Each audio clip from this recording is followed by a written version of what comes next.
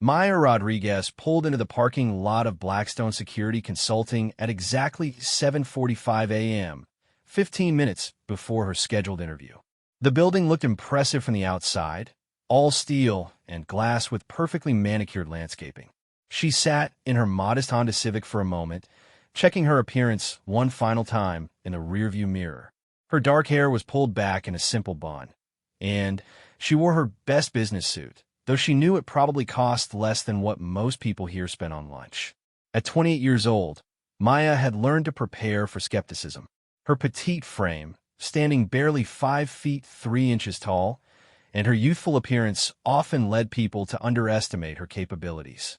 She had grown accustomed to the surprised looks when she mentioned her military background, the subtle dismissals when she talked about her experience in combat zones. Today would likely be no different, but she needed this job. Her savings were running low, and the transition from military to civilian life had proven more challenging than any mission she had ever undertaken. Maya gathered her portfolio and walked toward the main entrance. The receptionist, a blonde woman who looked like she had stepped out of a fashion magazine, glanced up from her computer screen with a practiced smile that never quite reached her eyes. "Good morning. How can I help you?" the receptionist asked, her tone polite but distant. "I have an interview at 8 o'clock with Mr. Davidson." "Maya Rodriguez," she replied, offering her driver's license as identification. The receptionist took the ID with perfectly manicured nails and barely glanced at it before setting it aside. "Please have a seat. Someone will be with you shortly." Her dismissive tone suggested she had already formed an opinion about the young woman standing before her. Maya took a seat in the waiting area, observing the office dynamics around her. The lobby was filled with men in expensive suits, their conversations peppered with military jargon and references to high-profile security contracts. She noticed how they carried themselves, the confident swagger of people who believed they owned whatever room they entered. Several of them glanced her way, their expressions ranging from mild curiosity to thinly veiled amusement. She could practically read their thoughts. What was a girl like her doing in a place like this? 20 minutes passed before a tall man with graying temples emerged from the elevator. "Ms. Rodriguez, I'm Jim Davidson, Director of Operations. Sorry to keep you waiting." His handshake was firm, but his eyes held the same skeptical look she had seen countless times before. They rode the elevator to the 15th floor in relative silence. Davidson's office was spacious, with floor-to-ceiling windows overlooking the city skyline. Military memorabilia decorated the shelves, challenge coins, unit patches, and photographs of him with various high-ranking officials. Maya recognized several of the locations in the background, though she kept that observation to herself. "So, tell me about yourself," Davidson began, settling behind his mahogany desk. He had Maya's resume in front of him, but she could tell he had only given it a cursory glance. Maya launched into her prepared summary, highlighting her military service and specialized training. As she spoke, she watched Davidson's expression grow increasingly skeptical. When she mentioned her deployment history and security clearance level, he actually chuckled. "Look, Maya, can I call you Maya? I appreciate your enthusiasm, but let's be realistic here. This isn't the kind of place where we hire people based on, well, let's just say we need personnel with serious credentials, real-world experience. Our clients expect a certain level of expertise that comes from years in the field." Maya felt the familiar heat rise in her chest, but she kept her voice steady. "With respect, Mr. Davidson, I believe my experience speaks for itself. I've served in multiple combat deployments and have certifications in combat deployments." Davidson interrupted, his tone becoming more condescending. "What did you do? Process paperwork at a forward operating base? Maybe run communications from inside a bunker?" He leaned back in his chair with an amused expression. "Don't get me wrong. Those are important jobs, but they're not exactly what we're looking for here." Maya bit back her initial response.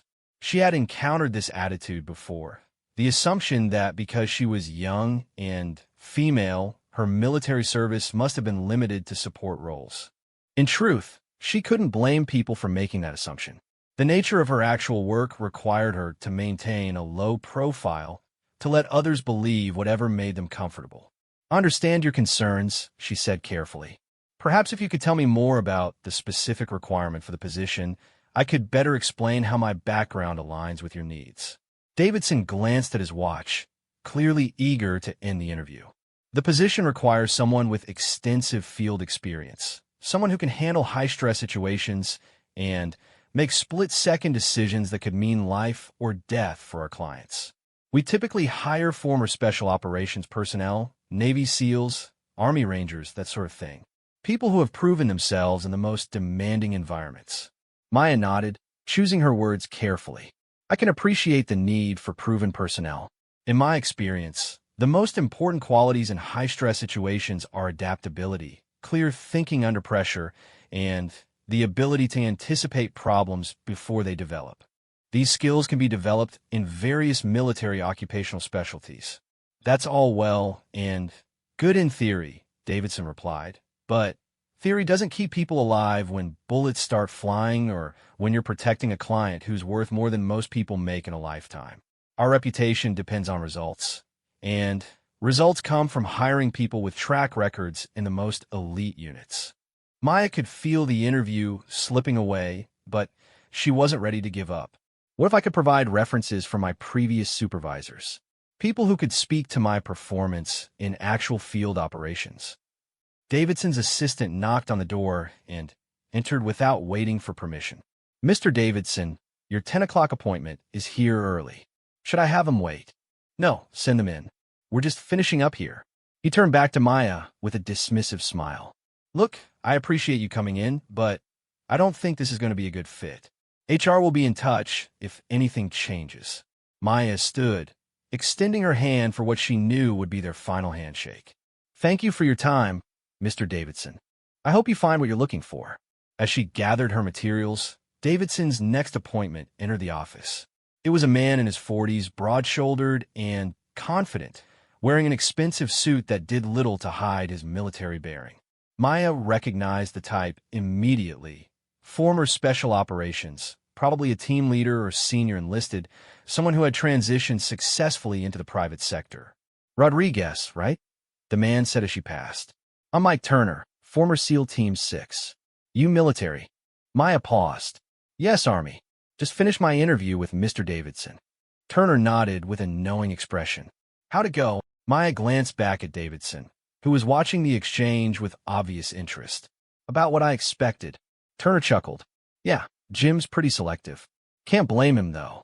This business is all about reputation, and reputation comes from results. When clients are paying top dollar for protection, they want to know their security team has been tested in the worst possible conditions." Maya understood the implicit message. In the world of private security, your military occupational specialty was your calling card. Infantry, special operations, combat arms, these were the backgrounds that opened doors. Support roles, regardless of their actual importance or danger level, were viewed as secondary. It didn't matter what you had actually done or seen. What mattered was what your official record showed. "I understand completely," Maya replied. "Best of luck with your interview." She made her way back to the elevator, aware that both men were watching her leave. In the elevator, she allowed herself a moment of frustration. This was the 7th interview in 3 weeks, and they had all followed the same pattern. Initial interest based on her resume, followed by skepticism when they met her in person, and finally dismissal when they decided she didn't fit their image of what a serious security professional should look like. The elevator doors opened at the lobby level, and Maya walked past the same receptionist who had barely acknowledged her earlier.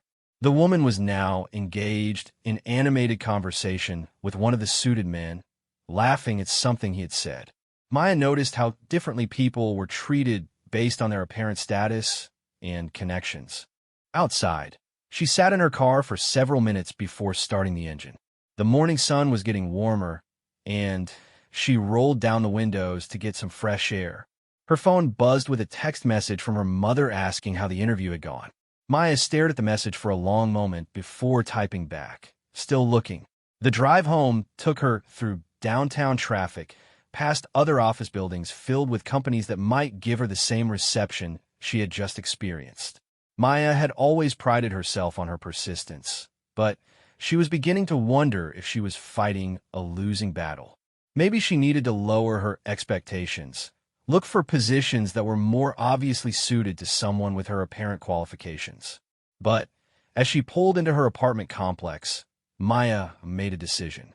She would continue pursuing the position she was qualified for, regardless of what others thought about her suitability. She had not spent years developing her skills and experience just to settle for work that didn't challenge her or utilize her capabilities. If it took longer to find the right opportunity, so be it. That evening, Maya updated her job search spreadsheet, marking Blackstone Security as another dead end. She had learned to track not just the companies and positions, but also the reasons for rejection, looking for patterns that might help her adjust her approach. The pattern was always the same. Initial interest followed by skepticism about her background, and, finally, a polite rejection. As she prepared for bed, Maya reflected on the irony of her situation. She possessed skills and experience that would be valuable to any security company, but those same skills required a level of discretion that prevented her from discussing them openly. The very nature of her previous work meant that she could never fully explain what she had done or why she was qualified for positions that seemed beyond her apparent background. Her phone rang, interrupting her thoughts. The caller ID showed a number she didn't recognize. "Hello, Ms. Rodriguez? This is Sarah Chun from Davidson Security. I'm Mr. Davidson's assistant. He asked me to call and discuss a possible opportunity." Maya sat up straighter. "I'm sorry. I think there might be some confusion. I interviewed with Blackstone Security earlier today, and Mr. Davidson indicated they weren't interested." There was a pause on the other end of the line. "Yes, I'm aware of that interview. However, something came up this afternoon that changed the situation. Would you be available to come in tomorrow morning? Say 9 o'clock? Maya was confused but intrigued. "Can you tell me what changed?" "I'm afraid I can't discuss details over the phone, but I can tell you that Mr. Davidson would very much like to continue your conversation." After hanging up, Maya sat in her darkened apartment, wondering what could have possibly changed Davidson's mind.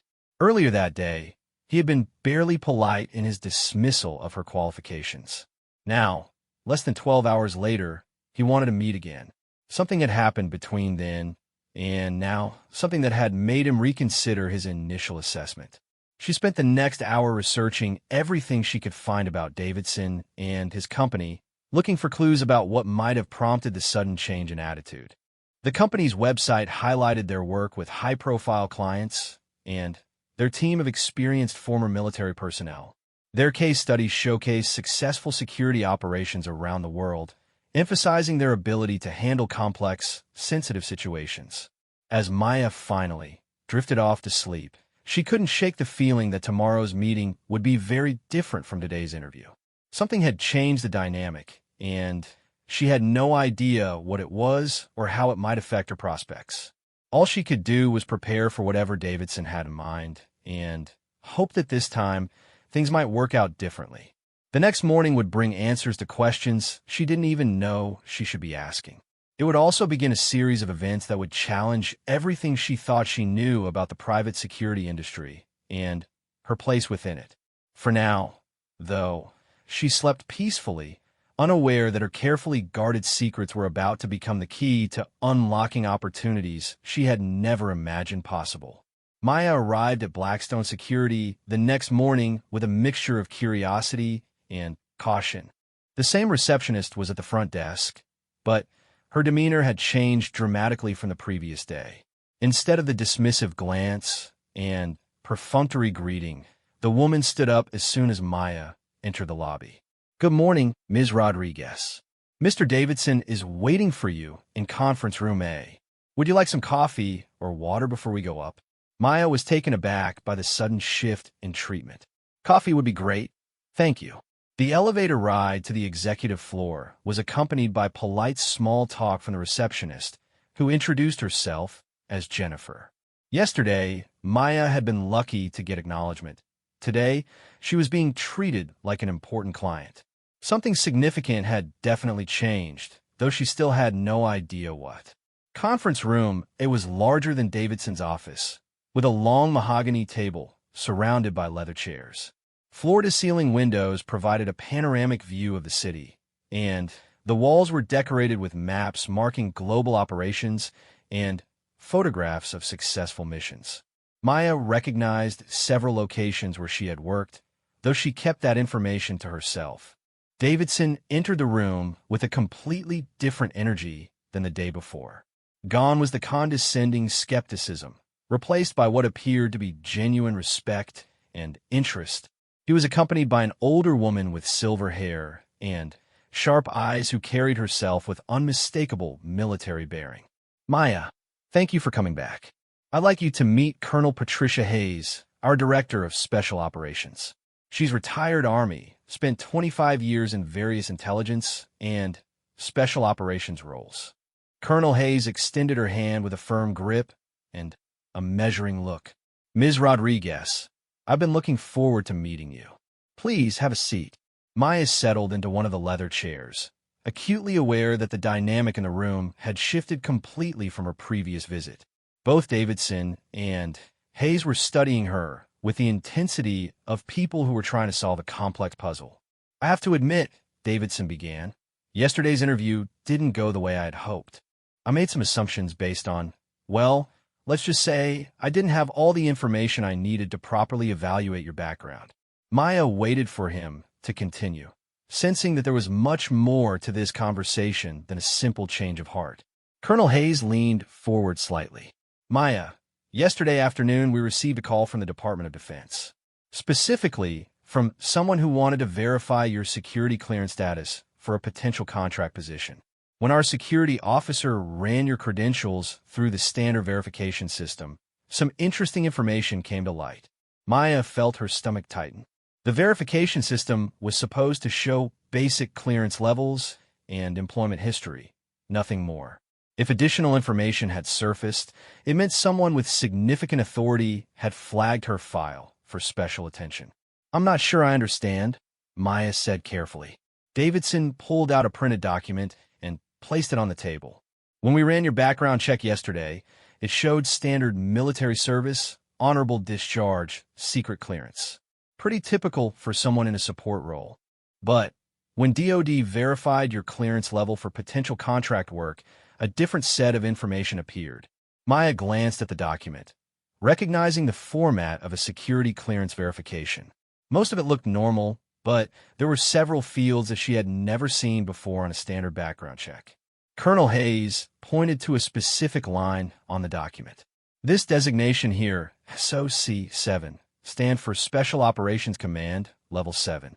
That's not a clearance level that gets assigned to support personnel. In fact, it's not a clearance level that gets assigned to anyone below the rank of major, and even then, only to personnel with very specific operational backgrounds."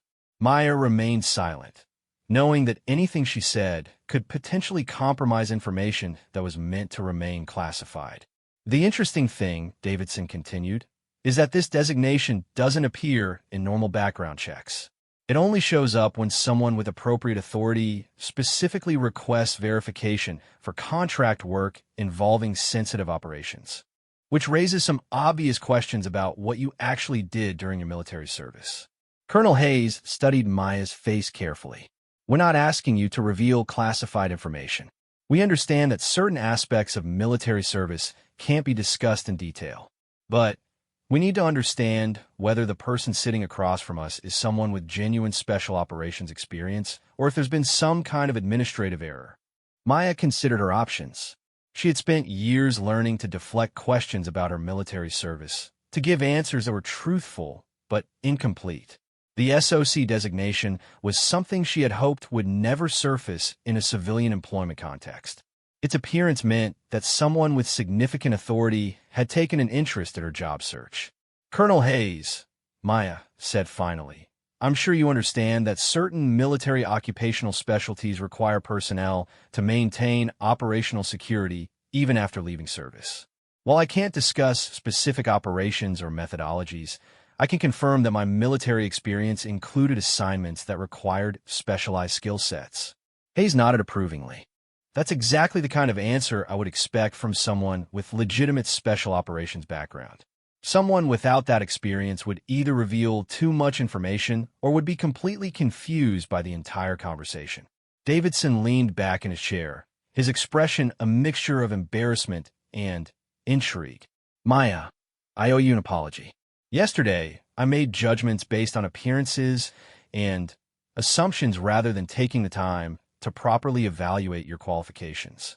The fact that you carry an SOC-7 designation suggests that your military experience was significantly more substantial than what appears in standard personnel records. Maya appreciated the apology, but she was still concerned about the implications of her clearance information surfacing. Can I ask why DoD was contacted about my background check? That seems unusual for a standard employment verification. Colonel Hayes and Davidson exchanged glances before Hayes answered. We've been pre-selected for a potential government contract that would require personnel with very specific qualifications. When your name came up as a candidate, we were required to verify that your background aligned with the contract requirements. That verification process triggered the release of additional clearance information. Maya felt pieces of a larger puzzle beginning to fall into place. What kind of contract? Davidson pulled out another document, this one marked with security classification headers. We can't discuss all the details until we know you're interested and cleared for the information, but I can tell you that it involves providing security and operational support for diplomatic missions in high-risk environments. The kind of work where having personnel with genuine special operations experience isn't just preferred, it's mandatory. Maya studied the classification markings on the document. They indicated a level of sensitivity that suggested this wasn't ordinary private security work. How many people are you looking for? Small team, Colonel Hayes replied. 4 to 6 personnel, each with specific skill sets. We need someone who can handle close protection, threat assessment, and emergency response in complex operational environments. Based on your SOC designation, you would qualify for a team leader position. Maya was intrigued despite her caution. Team leader positions in legitimate special operations contracts were rare and typically went to personnel with extensive field experience. The fact that they were considering her for such a role suggested that her background verification had revealed more information than she had realized. What would the timeline look like, she asked. If selected, you would start with a 2-week evaluation and training period here in the States. During that time, we would assess team dynamics, review operational procedures, and conduct scenario-based training exercises. After successful completion of the evaluation period, the team would deploy for an initial 6-month assignment. Davidson added, the compensation package is substantially higher than typical private security work. Base salary plus hazard pay, medical coverage, life insurance, and performance bonuses. We're looking at total annual compensation in the range of $180,000 to $220,000, depending on experience and team role. Maya tried to keep her expression neutral, but the salary range was nearly 3 times what she had been earning in her previous civilian positions. It was also competitive with what top-tier private military contractors paid their most experienced personnel. I'd be interested in learning more, Maya said carefully. What would the next steps involve?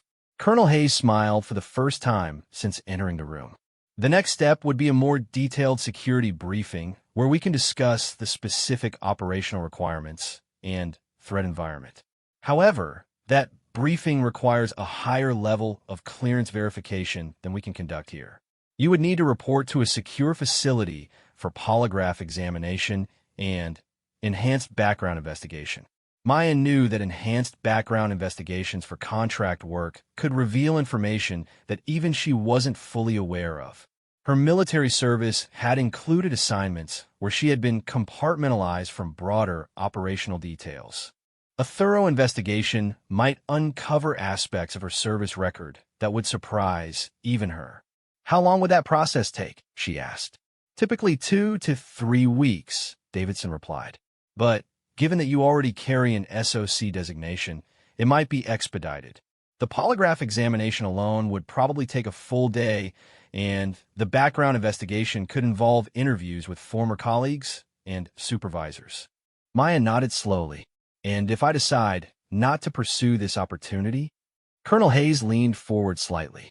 Then, this conversation never happened, and you're free to pursue other employment without any interference from us. But I should mention that opportunities like this don't come along very often. The combination of legitimate special operations experience and the security clearance level required for this type of work limits the candidate pool significantly. Maya understood the implication. This contract represented the kind of work she had been trained for, the kind of challenge that would utilize her actual skills and experience. It was also the kind of opportunity that might not come again. Can I have some time to think about it? Of course, Davidson said. But we need to know by Friday. The contract timeline doesn't allow for extended delays in personnel selection. As the meeting concluded, Maya realized that her carefully maintained low profile had been compromised by circumstances beyond her control. The SOC designation appearing in her background check meant that someone in the government had made her information available for private sector verification. That decision had opened doors she hadn't expected, but it had also revealed aspects of her background that she had hoped to keep private. Walking back to the elevator, Maya reflected on how dramatically her situation had changed in less than 24 hours. Yesterday, she had been dismissed as unqualified for basic security positions. Today, she was being recruited for specialized contract work that most private security personnel would never be considered for. The elevator doors closed, and Maya found herself alone with questions that would require careful consideration. The opportunity represented everything she had been looking for in terms of challenging work and financial compensation. It also represented a return to the kind of high-risk operational environment she had left behind when she decided to transition to civilian life. As she walked through the lobby, Maya noticed that the receptionist and several of the other employees watched her with newfound interest. Word had clearly spread about her background verification and the meeting with Colonel Hayes. In the space of one day, she had gone from being dismissed as inexperienced to being recognized as someone with credentials that most people in the building would never possess. Outside, Maya sat in her car and considered her options. The contract opportunity was exactly the kind of work she had been trained for, but accepting it would mean acknowledging publicly that her military service had been more significant than she had previously admitted. It would also mean returning to an operational environment with all the risks and demands that such work entailed. Her phone buzzed with another text from her mother. This time, instead of asking about the job search, the message simply said, "Hope you're taking care of yourself." Maya stared at the message for a long moment, thinking about all the things her family didn't know about her military service and the reason she had chosen to keep certain aspects of her background private. The decision she was facing would affect not just her career, but her entire approach to her post-military life.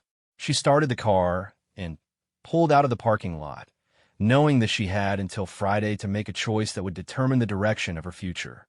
The comfortable anonymity she had maintained since leaving the military was gone, replaced by opportunities and challenges that would require her to step back into a world she thought she had left behind. The drive home gave her time to think about the implications of everything that had happened. By tomorrow, word would spread through the private security community that Maya Rodriguez was not the inexperienced candidate most people had assumed her to be. That change in perception would open some doors while potentially closing others, depending on how she chose to handle the new reality of her situation. Maya spent the next 3 days researching everything she could find about the contract opportunity and weighing her decision. She called former colleagues who had transitioned to private sector work, carefully probing for information about similar contracts without revealing specific details. The conversations confirmed what she already suspected. Legitimate special operations contracts with government backing were rare and highly sought after. On Thursday evening, Maya made her decision.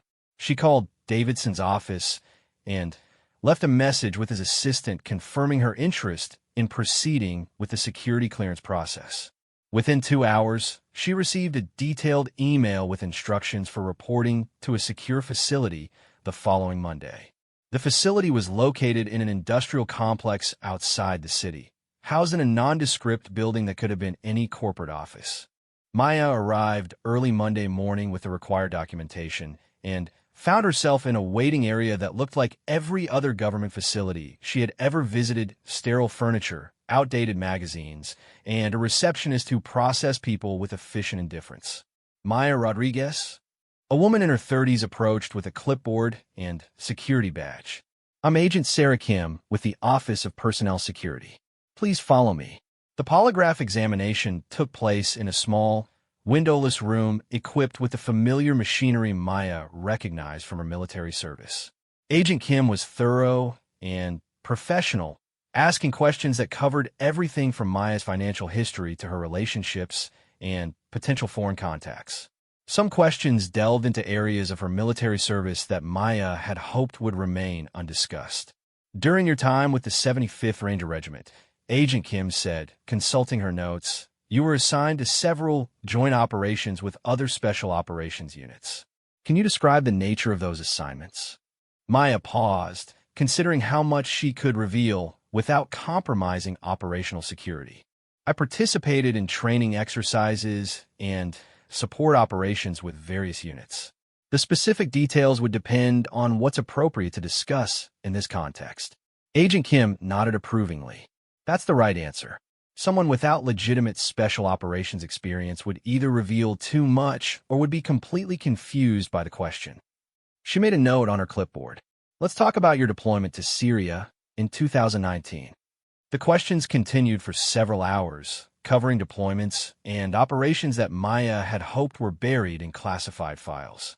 It became clear that Agent Kim had access to detailed records of her military service, including assignments that Maya had thought were compartmentalized from normal personnel records. "Your service record indicates that you were decorated for actions during Operation Iron Shield," Agent Kim said. "The citation mentions exceptional performance under fire while leading a joint rescue operation. Can you elaborate on that?" Maya felt her stomach tighten. Operation Iron Shield was supposed to be classified indefinitely, and she had never expected it to surface in a civilian employment context. "I'm not sure how much I can discuss about specific operations without knowing what level of detail is appropriate." Agent Kim consulted another document. "For the purposes of this investigation, you're authorized to discuss operational details that relate to your qualifications for the proposed contract work. The classification level has been adjusted to accommodate the security clearance process." Maya realized that her background investigation was more comprehensive than she had anticipated. Someone with significant authority had authorized the release of information that was normally restricted to need-to-know personnel. The implications were both encouraging and concerning. Operation Iron Shield involved the extraction of diplomatic personnel from a compromised location in eastern Syria, Maya said carefully. "I led a small team responsible for securing the extraction point and providing cover for the evacuation. The operation was successful, but we encountered more resistance than intelligence reports had indicated." Agent Kim made detailed notes. "According to the after-action report, you improvised tactical solutions under fire and made critical decisions that prevented casualties among both the extraction team and the diplomatic personnel. Is that accurate?" Maya nodded. "Yes, though the success of the operation was due to the entire team's performance, not just my decisions."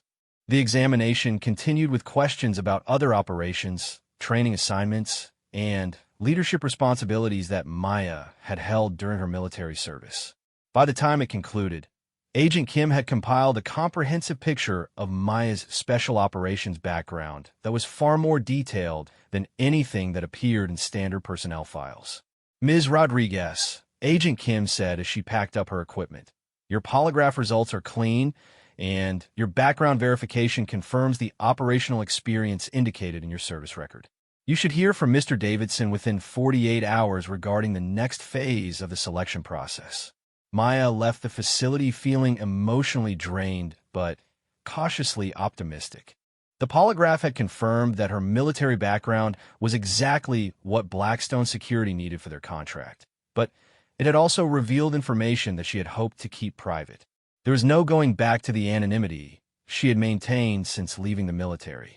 2 days later, Davidson called with an offer. "Maya, congratulations. You've been cleared for the contract and selected for the team leader position. Can you report to our training facility next Monday to begin the evaluation period?"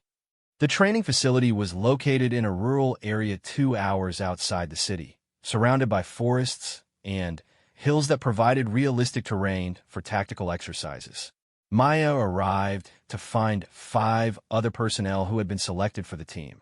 All of them experienced former special operations personnel who carried themselves with the quiet confidence of people who had been tested in the most demanding circumstances. The team included Marcus Thompson, a former Navy SEAL with extensive experience in maritime operations; Rebecca Chun, an Air Force pararescue specialist with medical training; David Park, a former Green Beret with language skills and cultural expertise; Jennifer Walsh, a Marine Corps Force reconnaissance veteran with intelligence background; and Michael Torres, an Army Ranger with demolitions and breaching expertise. Colonel Hayes conducted the initial briefing in a secure conference room equipped with encrypted communication systems and multiple large-screen displays. "Ladies and gentlemen, you've been selected for Operation Diplomatic Shield, a 6-month contract providing security and operational support for U.S. diplomatic missions in high-risk environments." The briefing covered threat assessments, rules of engagement, and operational procedures that were familiar to Maya from her military service, but significantly more complex than typical private security work. The contract involved protecting diplomatic personnel during sensitive negotiations in regions where traditional security arrangements were insufficient. "Your primary area of operations will be in Eastern Europe," Colonel Hayes continued, "specifically in regions where ongoing political instability has created elevated threat levels for diplomatic activities.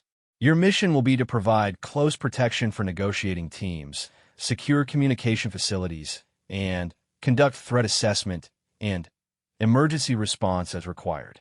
Maya studied the operational maps and threat assessments displayed on the screens. The assignment was exactly the kind of work she had been trained for, requiring the full range of skills she had developed during her military service. It was also the kind of high-stakes environment where mistakes could have international implications. The 2-week evaluation period included scenario-based training exercises that tested everything from close protection procedures to emergency medical response. Maya found herself working with personnel who shared her background and understood the demands of special operations work. For the first time since leaving the military, she was surrounded by people who didn't question her qualifications or make assumptions based on her appearance. During a particularly challenging exercise involving a simulated ambush scenario, Maya had to coordinate the team's response while ensuring the safety of role-playing diplomats. The exercise required split-second decision-making, tactical communication, and the ability to adapt to rapidly changing circumstances. "Contact left, 2 vehicles approaching fast," Marcus called out from his position. Maya assessed the situation quickly. "Rebecca, move the principals to the secondary position. David, establish overwatch on the high ground. Jennifer, coordinate with local security. Michael, prepare for vehicle interdiction if necessary." The team moved with practiced efficiency, each member understanding their role without requiring detailed instructions. Maya coordinated their actions while maintaining communication with the command post, adapting the plan as new information became available. "Primary route is compromised," Jennifer reported from her position monitoring communications. "Local security reports hostile movement along the main road." Maya made an immediate decision. "Switch to alternate route 3. Michael, you have point. Rebecca, stay with the principals. Everyone else, maintain defensive posture until we reach the safe house." The exercise concluded successfully, with all simulated diplomats safely evacuated and no casualties among the security team. During the after-action review, Colonel Hayes provided detailed feedback on individual and team performance. "Maya, your leadership during the ambush scenario was exemplary," Hayes said. "You made quick decisions based on available information, adapted the plan when circumstances changed, and maintained team coordination under pressure. That's exactly what we need for this contract." The other team members also performed well, and Maya realized that she was working with personnel who were genuinely qualified for the demanding work they would be undertaking. These weren't weekend warriors or former military personnel trading on past glory. They were professionals with current skills and the judgment to handle complex operational situations. As the evaluation period progressed, Maya developed working relationships with her teammates based on mutual respect and shared understanding of operational requirements. Marcus Thompson proved to be an excellent tactical advisor with experience in maritime and urban environments. Rebecca Chin's medical expertise and calm demeanor made her invaluable during high-stress scenarios. David Park's cultural knowledge and language skills would be crucial for operating effectively in Eastern European environments. Jennifer Walsh's intelligence background complemented Maya's operational experience, and Michael Torres's technical expertise with demolitions and breaching procedures rounded out the team's capabilities. Together, they formed a unit that could handle the full spectrum of challenges they might encounter during the diplomatic security mission. On the final day of the evaluation period, Colonel Hayes conducted individual assessment interviews with each team member. When it was Maya's turn, she found herself in the familiar position of discussing her qualifications, but this time with someone who understood exactly what those qualifications meant. "Maya, your performance during the evaluation period has been outstanding," Hayes said. "You've demonstrated the kind of leadership and tactical judgment that we need for this contract. But I want to make sure you understand what you're committing to. This isn't a training exercise. You'll be responsible for protecting people whose work has significant implications for U.S. foreign policy." Maya nodded. "I understand the responsibility, Colonel. It's the kind of work I was trained for, and it's what I want to be doing." Hayes studied her carefully. 6 months ago, you were struggling to find basic security work because potential employers didn't recognize your qualifications. Now you're being offered a team leader position on a high-level diplomatic security contract. How do you feel about that change? Maya considered the question. "Honestly, it's validating to finally be working with people who understand what special operations experience actually means. For the past year, I've been trying to convince employers that my background was relevant to their needs. Here, my background speaks for itself." Hayes smiled. "That's what I wanted to hear. The contract officially begins in 2 weeks. You'll have a few days to get your personal affairs in order before we begin pre-deployment preparations. Welcome to Operation Diplomatic Shield." As Maya left the training facility that evening, she reflected on how dramatically her life had changed since that first dismissive interview at Blackstone Security. The SOC-7 designation appearing in her background check had opened doors she hadn't expected and led to opportunities that fully utilized her training and experience. More importantly, she was finally working in an environment where her qualifications were recognized and valued. The patronizing skepticism she had encountered in other interviews had been replaced by professional respect from colleagues who shared her background and understood the demands of the work they were undertaking together. The drive back to the city gave Maya time to think about the next phase of her career. In 2 weeks, she would begin a 6-month deployment that would challenge her skills and test her leadership in real operational conditions.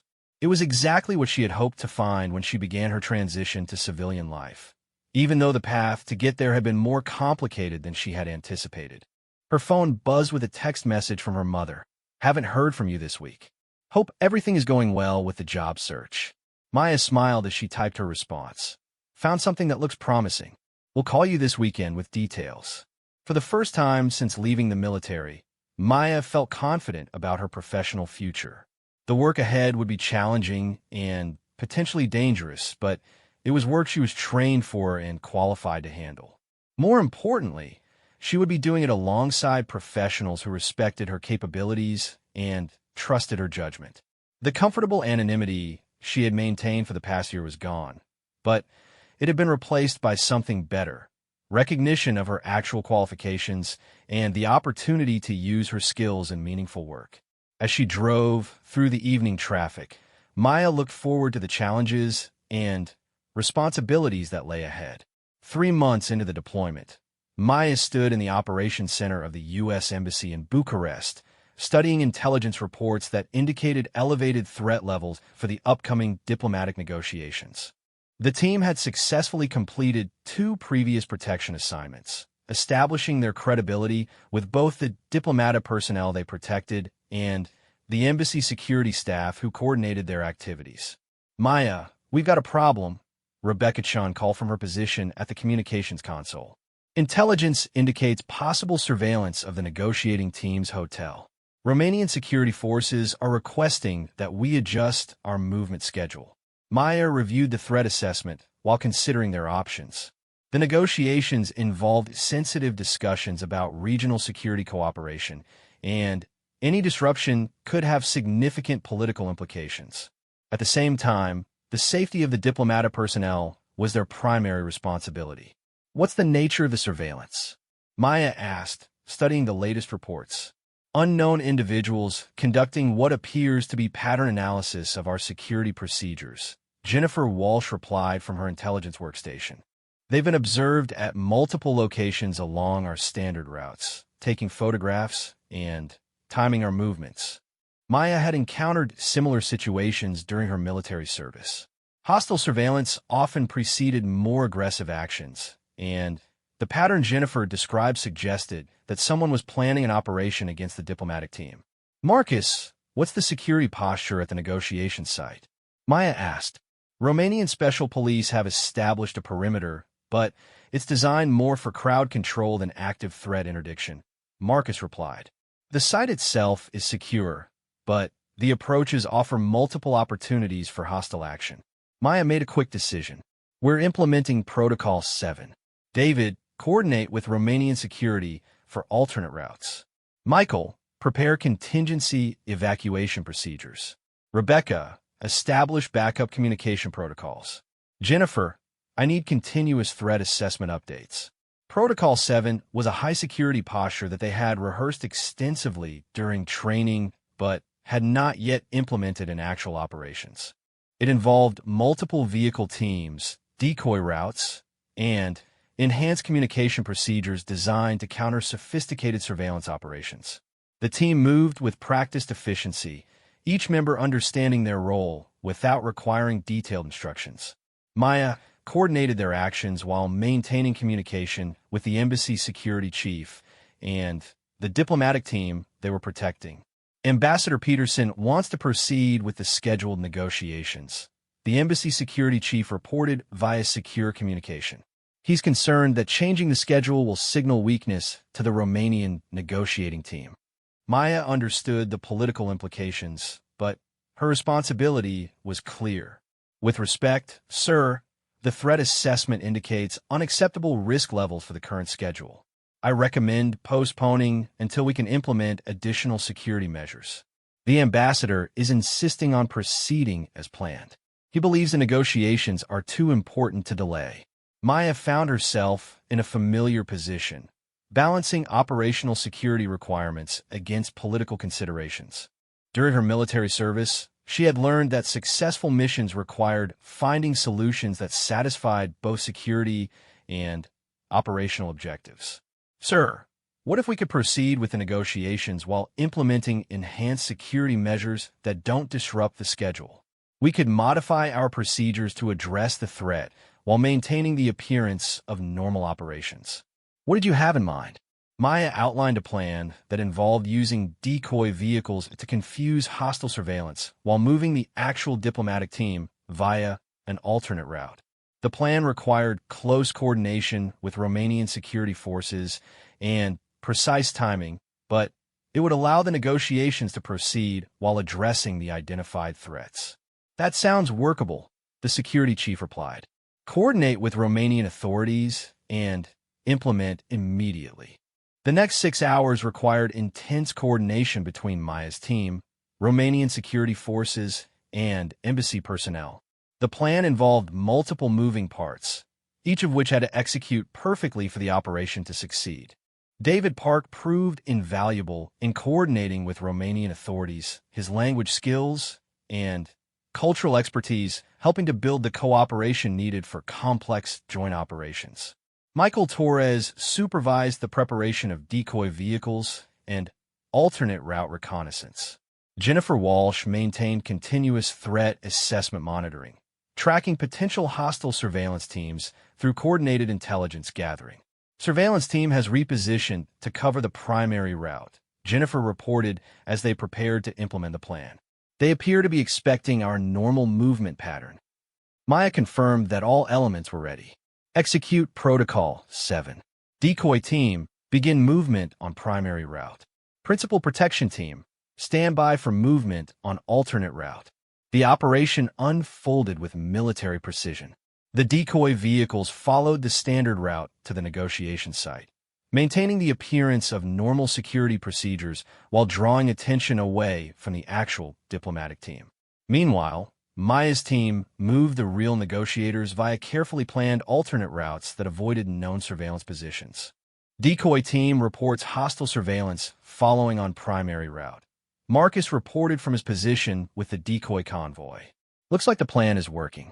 Maya monitored the operation from her command vehicle, maintaining communication with all elements while tracking their progress toward the negotiation site.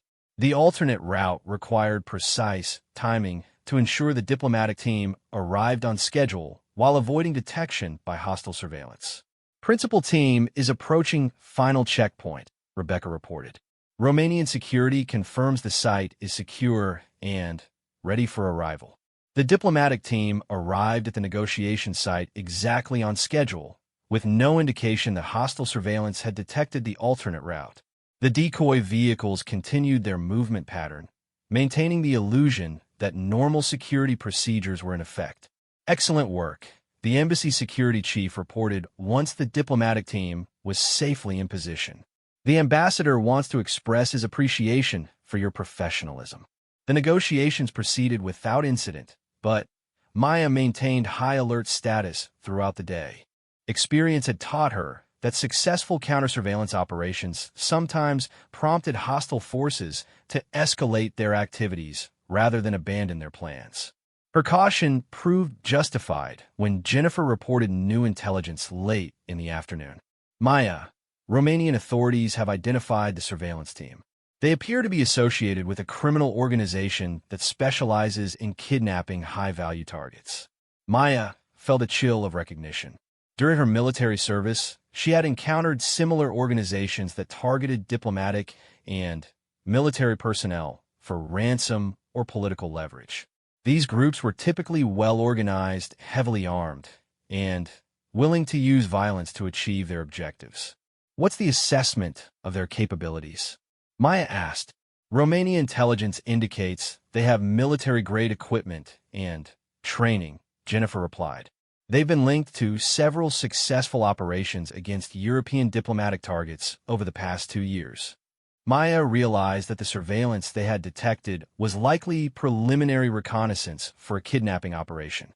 The criminal organization had identified the negotiating team as a high-value target and was planning an operation to capture one or more diplomatic personnel. We need to brief the ambassador immediately, Maya decided. This threat level is beyond normal security concerns.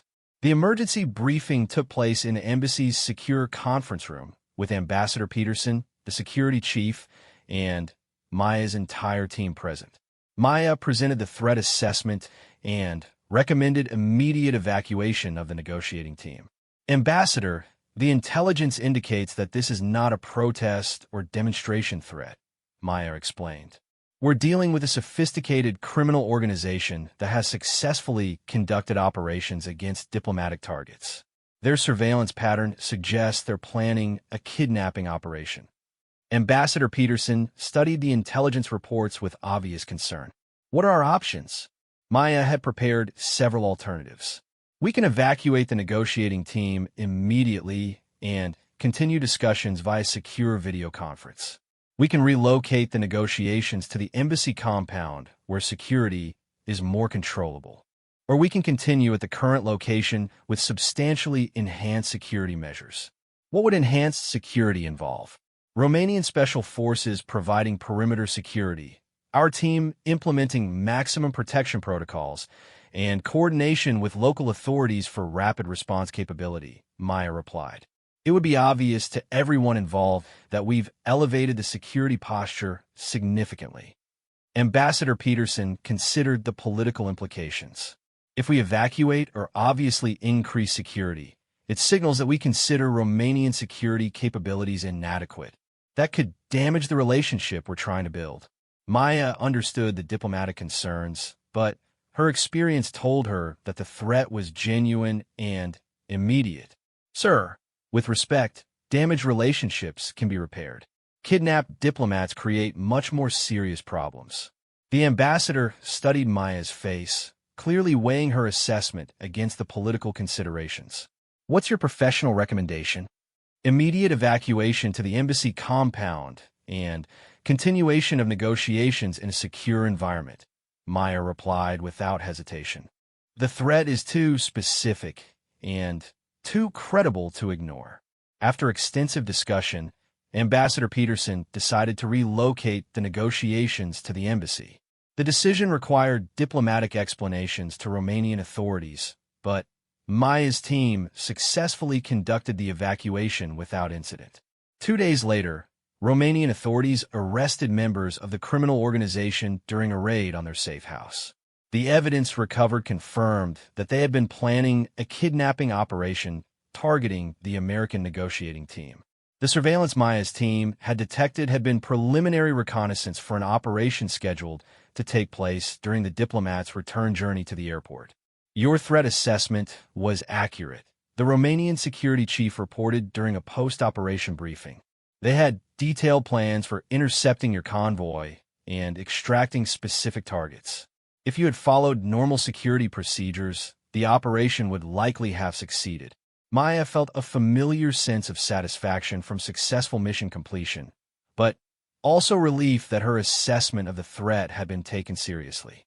During her military service, she had learned that the most dangerous situations were often those where political or operational considerations prevented security personnel from taking necessary precautions. Ambassador Peterson personally thanked Maya and her team for their professional performance. Your assessment and recommendations probably prevented a serious international incident. The negotiations were successful, and everyone went home safely. That's exactly what we needed from this operation. The remaining 3 months of the deployment included similar challenges, though none quite as dramatic as the Romanian operation. Maya's team provided security for diplomatic missions in Poland, Slovakia, and the Czech Republic, establishing a reputation for professional competence that led to additional contract offers. As the 6-month deployment concluded, Maya reflected on how significantly her professional situation had changed since that first dismissive interview at Blackstone Security. She had gone from being unable to find basic security work to leading a team of special operations professionals on high-level diplomatic protection missions. More importantly, she was finally working in an environment where her qualifications were recognized and valued. The skepticism and patronizing attitude she had encountered during her job search had been replaced by professional respect from colleagues who understood the demands of specialized security work. The success of Operation Diplomatic Shield led to offers for additional contracts, including opportunities to lead larger teams on more complex assignments. Maya had proven that her military experience translated effectively to private sector operations, and her reputation in the industry was now based on actual performance rather than assumptions about her background. On the flight back to the United States, Maya received a call from Colonel Hayes. Maya, I wanted to congratulate you on the successful completion of the deployment. The feedback from the diplomatic personnel and embassy security staff has been outstanding. Maya appreciated the recognition. Thank you, Colonel. The team performed exceptionally well under challenging circumstances. I have another opportunity I'd like to discuss with you, Hayes continued. We've been selected for a year-long contract providing security for reconstruction projects in West Africa. It would involve leading a larger team and coordinating with multiple government agencies. Are you interested? Maya considered the offer. The work would be more complex and demanding than the diplomatic protection mission, but it represented exactly the kind of challenge she was looking for. Yes, I'm definitely interested. Excellent. Report to our facility next Monday for a detailed briefing. This contract will require some additional training and certification, but based on your performance in Eastern Europe, I'm confident you can handle the increased responsibilities. As the plane descended toward the airport, Maya thought about the journey that had brought her to this point. The SOC-7 designation appearing in her background check had been the key that unlocked opportunities she hadn't expected, but her success had ultimately depended on her ability to perform effectively in demanding operational conditions. The comfortable anonymity she had maintained during her initial job search was gone, replaced by a professional reputation based on demonstrated competence. She was no longer the overlooked candidate struggling to convince employers of her qualifications. Instead, she had become the kind of professional that organizations sought out for their most challenging assignments. Maya's phone buzzed with a text from her mother. "Welcome home. Can't wait to hear about your overseas assignment." Maya smiled as she typed her response. "Have lots of stories to share. Also have some news about future opportunities." For the first time since leaving the military, Maya felt confident that her professional future was exactly what she wanted it to be. The work was challenging and meaningful, utilizing the full range of her training and experience. More importantly, she was surrounded by professionals who respected her capabilities and trusted her judgment in critical situations. The skeptical interview with Davidson seemed like a lifetime ago, though it had been less than a year. Maya realized that the real transformation hadn't been in other people's perception of her qualifications, but in her own willingness to pursue opportunities that truly matched her capabilities rather than settling for work that was beneath her training and experience. As she collected her luggage and prepared to leave the airport, Maya looked forward to whatever challenges lay ahead. The success of Operation Diplomatic Shield had proven that her transition from military to private sector operations was complete. She was no longer a former special operations soldier looking for work. She was a proven security professional with a reputation for excellence in the most demanding operational environments. The next chapter of her career would bring new challenges and opportunities, but Maya was confident in her ability to handle whatever came next. Her military training had prepared her for complex operational situations, and her private sector experience had taught her to navigate the political and business aspects of contract work. The combination made her exactly the kind of professional that organizations needed for their most important and sensitive missions. Maya walked out of the airport into the bright afternoon sunshine, ready to begin preparing for the next deployment and the continued growth of her career in the private security industry.